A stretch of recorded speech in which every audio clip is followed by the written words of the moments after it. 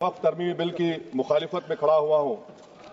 किसी एक शायर ने बड़ा अच्छा कहा था, जब भी ज़मीर और ज़र्फ का सौदा हो दोस्तों, जब भी ज़मीर और ज़र्फ का सौदा हो दोस्तों, कायम रहो हुसैन के इनकार की तरह। सर, ये वक्त तरमीमी बिल भारत के गयूर मुसलमानों के ईमान पर, इबादत पर एक हमला है।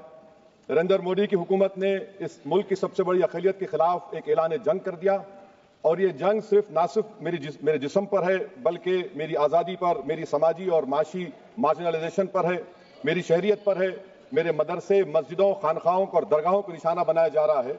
और ये हुकूमत सच्चाई को नहीं बयान कर रही है कि ये तरमीमी बिल से मुसलमानों का तहफ़्फ़ुज़, तरक्की और गुर्बत का खात्मा होगा। ये सरासर झूठ है। सर, अगर आप आइन के आर्टिकल 14 को देखेंगे तो उसमें लिखा हुआ है इक्वल प्रोटेक्शन।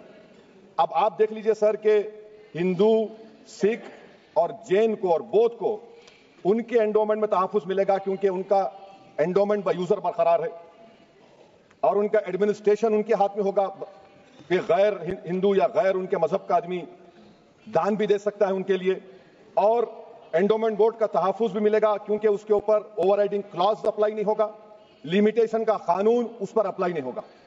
उसके बरक्स ऑपोजिट आप देख लीजिए, मुस्लिम वक्फ को वक्फ बाय यूजर निकाल दिया गया।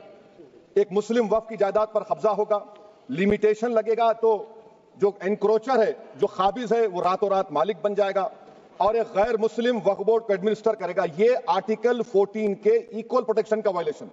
अब आर्टिकल 14 में सर इक्वालिटी बिफोर लॉ भी है, और उसका कैसा वायलेशन हो रहा है कि कोई आर्बिट्ररी स्टेप नहीं ले सकता और कोई भी ऑफिशियल किसी भी तरीके से गलत आर्बिट्ररी फैसला नहीं लेगा। यहां पर आप एक डेजिग्नेटेड ऑफिसर को रखकर वो फैसला लेगा कि ये जायदाद वक्फ की है, गवर्नमेंट की है।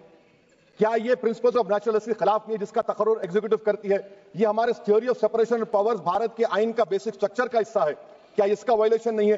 सर, आर्टिकल 25 का वायलेशन कैसे है कि आप मुसलमानों से वक्फ बाय यूजर छीन रहे हैं और फिर आप कर्ब कर रहे हैं वक्फ वाल औलाद को, मगर वहीं पर दूसरे धर्म के मानने वालों को उनके मजहब पर चलने की पूरी इजाजत है। लफ्ज जो आर्टिकल 25 में इस्तेमाल हुआ सर, वो इक्वली एंटाइटल्ड, यहां पर मुसलमानों के इक्वल एंटाइटल्ड नहीं हो रहा। अभी हम